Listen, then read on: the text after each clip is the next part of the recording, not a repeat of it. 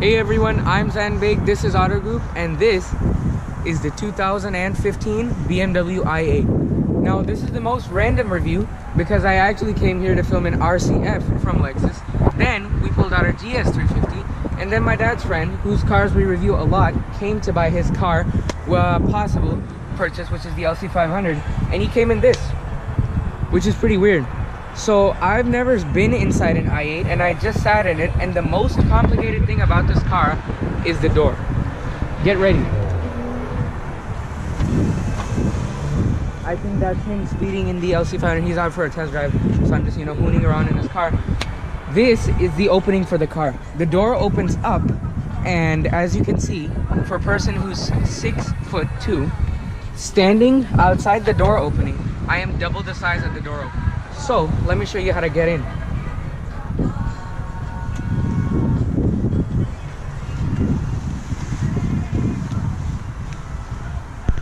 That was my best attempt. The first time it was a little harder, and now in order to pull the door down,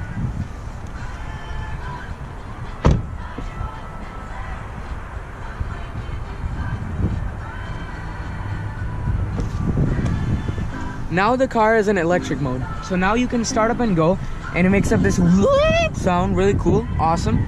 And the steering wheel, comes alive. It's an electric power, it's the steering wheel.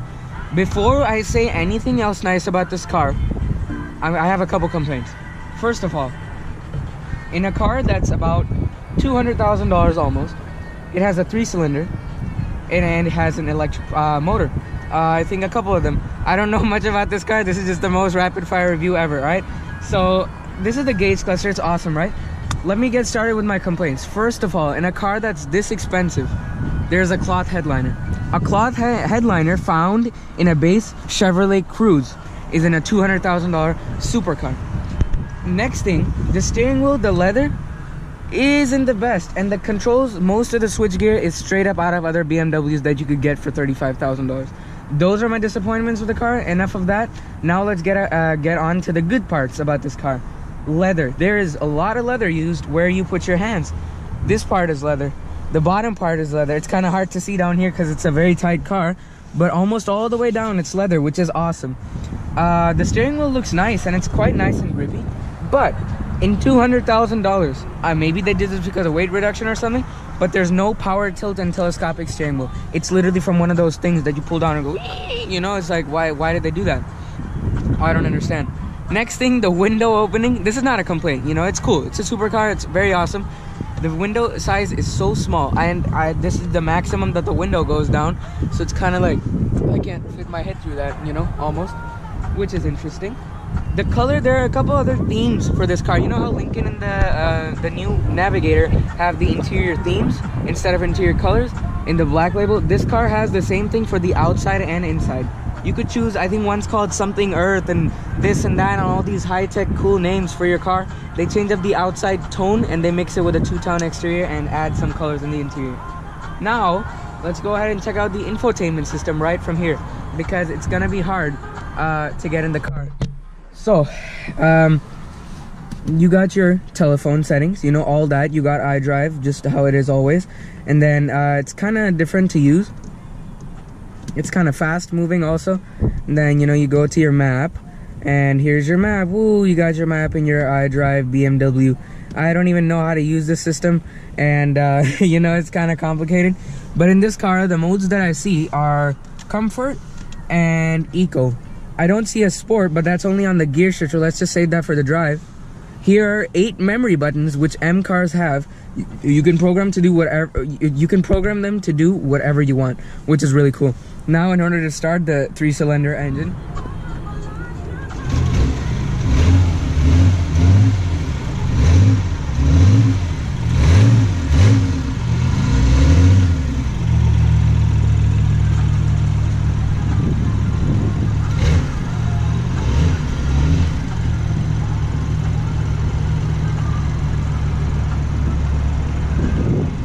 now let's say you're done with driving and you want to get out of the car. How do you do that? Well, there's a little button over here above the door handle. The door unlocks, and then you push it with your knee. There you go. There you go. And I'm out. And I almost hit my head on that. Thank God I didn't. Why is it so lightweight? It's like, oh, boom, I thought I broke something, but then you got these like 2 little air channels, kind of like a Ford GT would make it look awesomely futuristic. I love the way this car looks on the outside. Absolutely stunning. Like, this is basically the level of personality that the LC500 has from Lexus or the Audi R8 has. We reviewed both of those cars, so if you want to check them out, their reviews, they're up on right now. And then here's the front end. You got a couple blue hints over there, a little bit of tone. This is a nice color. I don't know, I think it's called like earth rock something for this one. It's a grayish color. Looks pretty cool. I like the rims also. They're like 19-inch, and they're drilled discs, the drilled brake discs, which are really nice. So other than that, let's just go ahead and get on the drive, because I can't think of anything else in this car to say about right now. But it's pretty cool looking if you come up to it. People inside McGrath were just like, oh look, somebody pulled up in an i8. I heard someone say that. You know, I'm like, it's pretty cool. It has a lot of personality. All right, so for the driving portion, there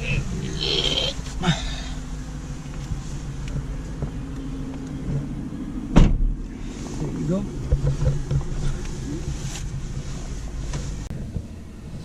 All right, so this is what the sound is when the startup happens. Sounds like, you know, a little futuristic, something out of a movie. So I only found 2 drive modes. There's Comfort and Eco Pro. Let's just let them pass. That LC500 is awesome. Love that car. You know, this is also technically a GT Cruiser. It has supercar looks, but it's kind of like what the LC500 is. It has all-wheel drive, so it gets to 60 in about 3.7 seconds.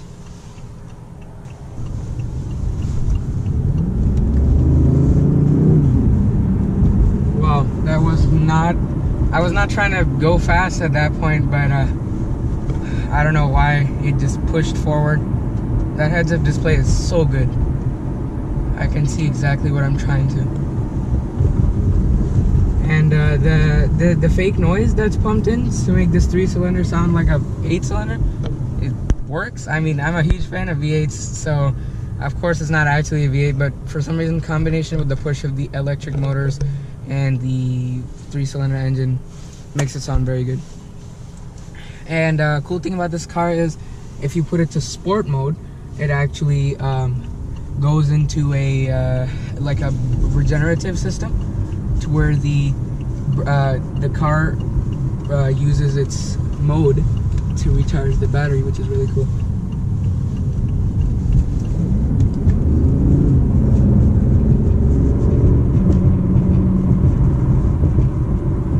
Yeah, ooh, I don't have any trouble believing that this car can hit 60 in 3.7 seconds, but over bumps, it's very loud.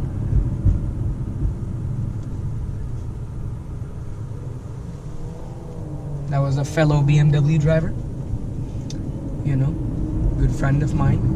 Just kidding, I don't know him.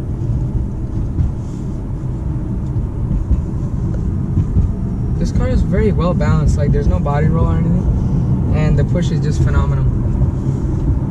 And you pick up speed a bit too fast in this car.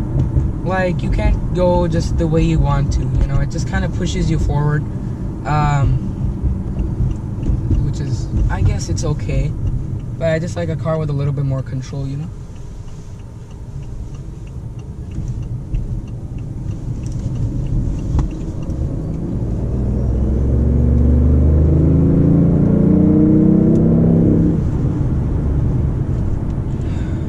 Alrighty, that was about half throttle. And why does it sound so good? I love that. It's a 3-cylinder, but it sounds awesome.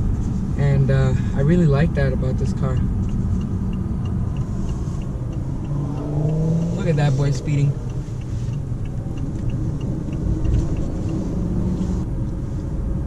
And if there's one thing that BMW does amazing, is the driving position. Like, you could be so comfortable. I'm a big guy, but I still have about 2-3 inches of headroom, which is really good. Now if you pop it into sport, it changes it up. Now it gets all red and angry.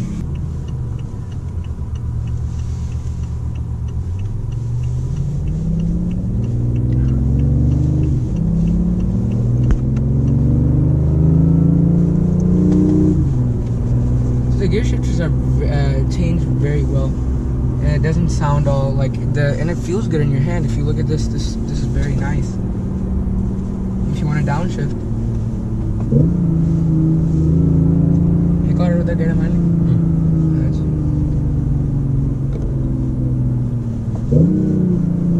Alright, so it gives you a little bit of, you know.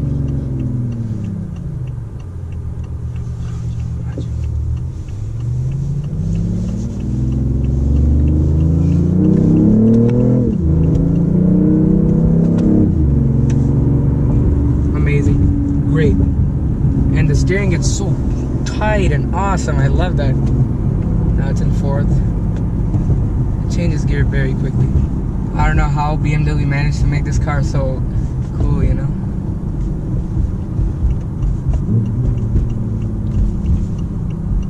I don't like using paddle shifters because they get kind of messed up when I'm trying to drive.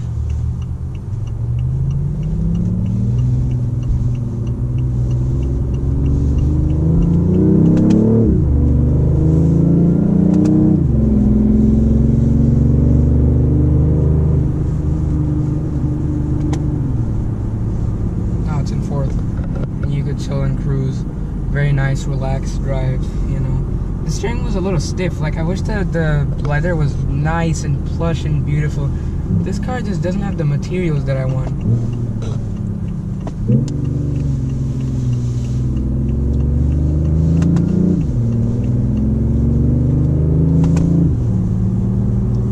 It's a lot of fun. It's actually a lot of fun. No matter how much people make fun of the 3-cylinder.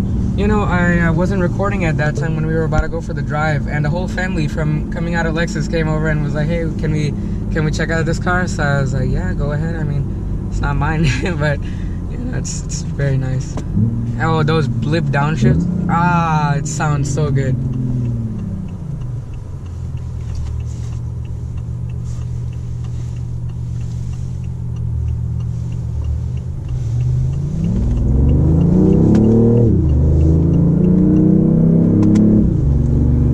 Since this is like an unconventional type car, you know, you got half engine, half electric, I'm not confident in pushing this car. You know, like, I'm barely pushing on the accelerator and it either gives me full throttle or it's like either very minimum and you have to push on it a little bit more. So, you know, I don't like the way that's set up. Overall, the time with the BMW i8 was certainly fantastic. I really like the way this car drives. After a change, I really enjoy a way a 3-cylinder car drives. I mean, this is my first time, but I have driven one other hybrid car. This is definitely an exception to everything that people have negative to say about 3-cylinders and hybrid systems. Look at the doors. I mean, this is so, you know, exotic and go up somewhere, especially if it's in a white color or something like that. This just looks awesome. And those angles in the back for the downforce and everything. It has a great exhaust note considering it's a 3-cylinder. And with that fake noise pumped in, it sounds awesome. Very fun driving out on the road. It was a little stiff over the bumps, like quite stiff over the bumps, but you know, that's what you expect in a sporty car like this. So you could get it around like 150,000. There are also certified models and used models. So definitely check this out if you're in for something unique. Also, you can save a lot of the battery's power and regenerate it through putting it into sport mode and having fun with the shifter or the paddle shifters, you know. So it's very cool. I hope you guys enjoyed this episode of Auto Group. Make sure to like and subscribe for weekly videos, and we'll see you guys in the next one.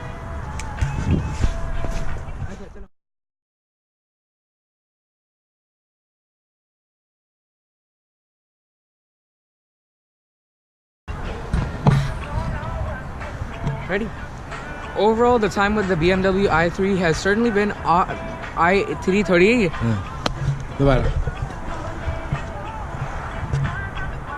Overall, the time with the BMW i8 exam, अभी रोकना मत.